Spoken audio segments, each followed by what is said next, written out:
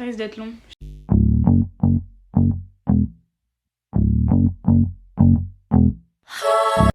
Bon, comme vous l'aurez compris, il s'agit de mon récap 2021. C'est étrange parce que avant de faire cette vidéo, je m'étais pas rendu compte du nombre de choses que j'avais pu accomplir cette année. Aussi parce que j'ai une mémoire de poisson rouge et que j'oublie tout très facilement. En fait, même si je l'ai oublié, encore en janvier, j'étais au lycée en train de préparer le bac et les études supérieures. J'étais tellement stressée parce que tout ce que je voulais faire, c'était lire des livres et vous partager ma passion. Bon, la première chose à laquelle j'ai pensé, c'est surtout vous souhaiter la bonne année avec notre très cher After. J'ai enchaîné pas mal avec mes coups de cœur et aussi mon grand avis sur l'Attaque des Titans qui est un de mes animés préférés. Ce mois de janvier, il a été marqué par les 6000 abonnés, mais aussi mon amour pour Olivia Rodrigo et mes cours en ligne qui ont été tous une bonne catastrophe. Bon, j'avais quand même cours en présentiel à mon plus grand malheur. J'ai réussi à obtenir un partenariat avec Niche etc. qui était une de mes maisons préférées du moment, et j'ai même pu atteindre les 7000 abonnés. J'ai commencé le mois de février en vous parlant d'un gros projet qui était de commencer à écrire un roman. Bon, j'ai enchaîné en étant toujours détruite par les animés et toujours en allant en cours dans le froid. J'ai découvert les webtoons et j'ai réussi à devenir partenaire avec Hugo New Way qui était une de mes grosses maisons d'édition, ça a toujours été mon grand rêve. Et aussi, ça a été marqué par le fait que je rencontre enfin mes amis virtuels et ça a été un jour juste incroyable, j'ai passé un moment parfait.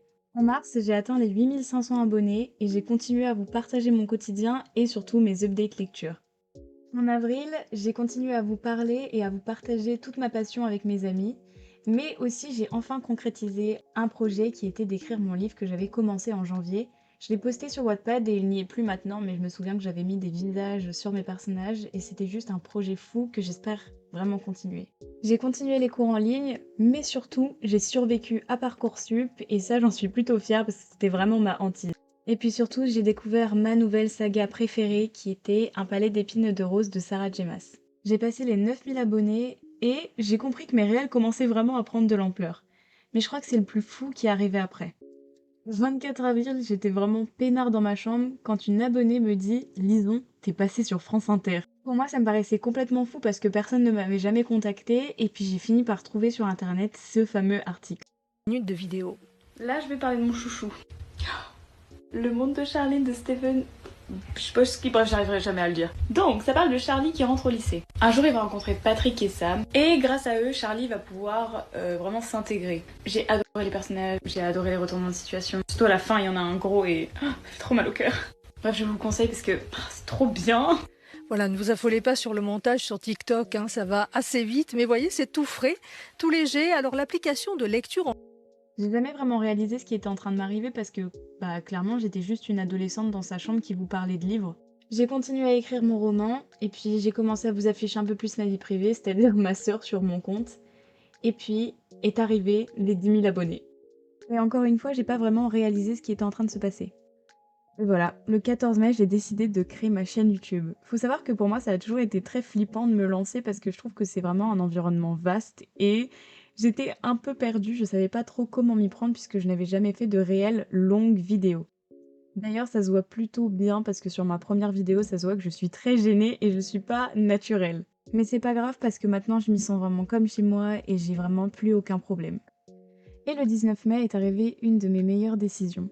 J'ai décidé d'écrire un livre parce que je me sentais pas très bien dans ma vie et je me suis dit pourquoi pas écrire quelque chose qui te fait vraiment envie. Et en fait la meilleure partie c'est que je vous ai fait participer en vous mettant des sondages et vous avez littéralement tout choisi. Le nom des personnages, leur situation, où est-ce que ça allait se dérouler et c'est ça qui m'a fait trop plaisir et puis surtout c'était tous vos nombreux retours et tout votre amour que vous avez donné à cette histoire. J'ai enchaîné ensuite en étant partenaire Service Presse avec Deux Axus, qui est une de mes maisons d'édition préférées. Puis ça a pas trop été la joie, parce qu'on peut pas dire que Parcoursup a été une réelle réussite. Le juin est arrivé, j'ai loupé mon bac de sport, vous inquiétez pas, j'ai eu une bonne note, et j'ai vécu mon dernier jour de lycée. En parallèle, j'ai continué à vous sortir mes vidéos, et puis je suis devenue partenaire avec d'autres maisons d'édition, mais j'ai aussi reçu beaucoup d'avis sur mon livre que je continue à écrire. J'ai passé mon bac de philo et bon, je peux vous dire que je suis sortie au bout de 2 heures parce que je suis trop une surdouée. C'est totalement faux, j'ai pas eu une note très glorieuse. J'ai pu fêter mes 17 ans et les 19 ans de ma sœur, à défaut de l'avoir fait plus tôt à cause du Covid. Je suis devenue partenaire avec Hachette Romance qui était totalement dingue, bon, et j'ai quand même dû passer mon grand oral. Bon, les bleus, ils ont perdu à l'euro, mais c'est pas grave parce qu'avec ma famille, on s'est trop bien amusé et puis c'était super chouette. Pour le bac, je m'en suis sortie avec mention bien et j'ai eu 20 à l'oral et je peux vous dire que ça, c'est ma petite fierté. J'ai fait les premières photos avec mes abonnés et le plus fou est arrivé, j'ai monté les marches du Festival de Cannes avec ma meilleure amie. J'ai eu un bilan juillet très très manga, mais surtout j'ai continué à essayer d'être proche de vous en vous partageant des photos de moi pendant mon été. J'ai adopté des lapins sauvages et c'est vrai que je vous ai pas mal bombardé avec plein de vidéos. J'étais clairement devenue l'amie des bêtes pendant tout un été. Même si je vous ai dit que Parcoursup ça avait été totalement catastrophique, et bah c'est pas totalement vrai puisque une université m'avait acceptée et j'ai pu avoir ma carte étudiante et mon statut d'étudiante. Puis avec mes amis de Bookstagram, on a commencé à concrétiser notre projet secret qu'on a pu vous dévoiler quelques temps après. Et voilà, c'est comme ça que la semaine Booksta est née. Alors on a eu énormément d'auteurs en live, on est passé de Crystal Tabos à CS Quill, à Margot Desbortoli, Victor Dixon, Marie Repelin, enfin bref, énormément d'auteurs et même Chloé Green-Briard qui fait partie de nos Bookstagrammeuses. Et voilà, notre but ça a été surtout de vous gâter et qu'on en apprenne beaucoup plus sur tous ces auteurs qu'on admire. Je sais pas si vous l'avez remarqué, mais je suis pas très présente pendant les vacances. C'est pour ça que j'en ai profité cette fois-ci de vous faire plein de vlogs sur moi qui lis, moi qui vous montre mes vacances, parce que je suis pas très présente.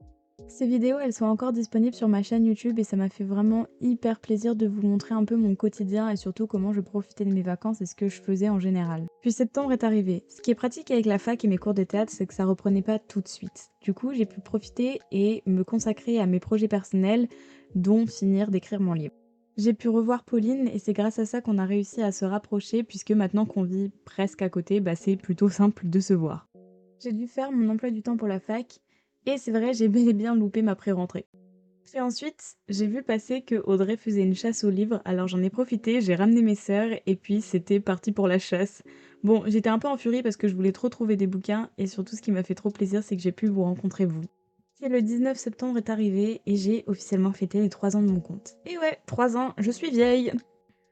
Puis, le 25 septembre, Pauline a collaboré avec Ozu et m'a invitée pour faire le tour de Paris et faire la promotion du livre 2105. C'était génial parce que j'ai pu faire la rencontre de plusieurs bookstagrammeuses et booktubeuses, dont Christiane Tran. Milieu septembre est né un de mes concepts préférés sur YouTube qui se nomme le vlog random. En fait, j'assemble juste plein de vidéos de ma vie et ça vous en fait un petit vlog sur mon quotidien. C'est génial pour moi parce qu'en fait, je peux vous montrer réellement mon caractère quand j'écris, quand je vois des amis, quand je profite même de ma famille ou encore quand je vous parle de mes peurs et de mes angoisses ou encore quand je finis le premier livre de toute ma vie et que je suis totalement désemparée. En octobre, nous avons tous reçu la notification, il y allait avoir le salon de Montreuil et je peux vous dire que j'attendais ça depuis 2 ans. Mais aussi, j'ai pu visiter la Comédie Française grâce à la fac et même si ça n'a pas toujours été une partie de plaisir, j'en ai passé du bon temps avec ma sœur ou quand j'avais des moments de pause. Le 16 octobre, ça a été une journée juste mémorable parce que j'ai pu rencontrer tous mes meilleurs amis de Bookstagram et ça a été juste incroyable parce qu'on a passé du bon temps et surtout on a acheté plein de livres. Fin octobre, j'ai été invitée par PKJ pour le lancement du livre Just Dance de Dina qui a été championne de France de Just Dance. C'était juste incroyable parce que j'ai pu revoir pareil mes amis et profiter de ce moment avec Pauline. On a pu danser, on a pu jouer à Just Dance, enfin bref, c'était juste incroyable. On a profité et puis surtout j'ai pu voir les locaux de PKJ et ça c'était vraiment génial parce que c'est juste magnifique. En novembre, j'ai pu concrétiser des partenariats et c'était juste génial parce que j'avais vraiment aucune idée de comment ça fonctionnait et du coup j'ai pu apprendre et c'était super. J'ai aussi été choisie pour être partenaire 2022 avec Page Turner, ce qui était génial et bon, je me suis quand même pas mal remise en question aussi. Puis le 19 novembre est arrivé en un claquement de doigts et j'ai pu fêter mes 18 ans en famille. Noël, c'est arrivé super vite et puisque c'est une fête que ma famille et moi adorons, et ben on a clairement mis 3 sapins chez nous. Et bien sûr, ces vidéos sont dans le vlog random numéro 3. Début décembre est arrivé et le salon de Montreuil a eu lieu. Alors toutes ces vidéos, vous pouvez les trouver sur mon blog Salon de Montreuil puisque j'en ai profité pour en faire un. C'est incroyable parce que j'ai été invitée par Hachette Roman pour pouvoir rencontrer Laia Lopez, une autrice espagnole. Et c'était génial puisqu'on a fait un petit déjeuner super agréable. Tout le monde était très gentil et c'était vraiment hyper cool. Puis ensuite, j'ai retrouvé mes amis au Salon de Montreuil et ça a été juste incroyable. J'ai fait plein de rencontres avec plein d'auteurs. J'ai fait dédicacer plein de livres et je suis trop contente parce que mes amis ont pu venir dormir à la maison donc on a profité d'un week-end entier. Mais bon, le plus dur, ça a été que j'ai acheté énormément de romans, surtout si vous avez suivi ma story. Le dimanche matin, j'ai été invitée à un déjeuner PKJ pour rencontrer Marie Repelin et son éditeur Xavier. C'était juste un moment incroyable. Bon, par contre, je vous avoue, j'ai bien flippé parce que j'étais vraiment dans la cour des grands. Il y avait vraiment toutes les grandes bookstagrammeuses et booktokeuses, donc j'étais un peu stressée. Le salon de Montreuil est arrivé à sa fin et même si j'étais totalement épuisée, j'étais super heureuse de vous avoir tous rencontrés, d'avoir pu faire plein de photos avec vous. Et petit clin d'œil à ceux qui ont reçu la carte de visite. Pendant ce petit déjeuner PKG, j'ai pu demander plein de conseils à toutes ces booktubeuses et puis j'ai enfin décidé de passer le cap et je me suis acheté ma caméra ainsi qu'un site de montage pour pouvoir vous faire des vidéos de meilleure qualité. Puis le 18 décembre, le moment tant attendu, je suis partie aux États-Unis pendant 2 semaines pour les vacances. C'était juste incroyable en fait, si vous avez suivi mes stories, il s'agissait de mon cadeau d'anniversaire et de Noël. C'était un voyage que j'attendais de faire depuis 2 ans et demi. Bon, j'avoue, je forçais un peu beaucoup mes parents. Je vous présente quelques vidéos que j'ai pu faire, mais en fait, même si j'avais l'idée de vous en faire un vlog, je pense que ce sont des souvenirs que j'ai envie de garder spécialement pour moi et aussi parce que je ne sais pas si j'ai le droit de montrer mes amis sur internet. Ce qui est dingue aux États-Unis, c'est qu'ils décorent à peu près tous leur maison pour Noël et j'ai adoré celle-ci parce que c'était celle qui en avait mis le plus et c'était juste incroyable. Là, on avait fait des gingerbread house, c'est en gros des maisons en pain d'épices et c'est super amusant à décorer. J'ai aussi vécu des super couchers de soleil, puis j'ai pu faire des vidéos dans des endroits dans la forêt. J'ai fait plein de petits déjeuners comme ça, j'ai fait plein de librairies, j'ai fait plein de restaurants, j'ai fait plein de musées. Bref, mon but c'était vraiment de voir un maximum de choses. Et puis j'ai pu surtout profiter de mes amis. Mais bon, le plus fou c'est quand même que le 31 décembre, j'ai décidé de me faire percer les oreilles par l'une d'entre elles. Mais avant même que je puisse m'en rendre compte, les 2 semaines étaient passées super vite et puis j'étais de retour en France. Et voilà, c'est comme ça que s'achève cette année 2021. C'est complètement fou parce que j'ai vécu tellement de choses qu'en fait, je crois que mon cerveau a fait une sélection. Je vous remercierai jamais assez pour tout l'amour et tout le bonheur que vous m'apportez tous les jours parce que toutes ces expériences, en vrai, je les vivrais pas sans vous. J'ai pas vraiment réalisé ce qui s'était passé cette année parce que pour moi, je suis juste cette gamine qui est derrière son écran en train de vous parler de livres qu'elle a lus parce qu'elle les a adorés. Donc encore merci et j'espère que cette année 2022 sera encore meilleure que 2021. Un dernier petit message pour vous dire désolé pour la qualité du son. En fait, j'ai un nouveau micro et je suis en train de le tester donc je galère un peu.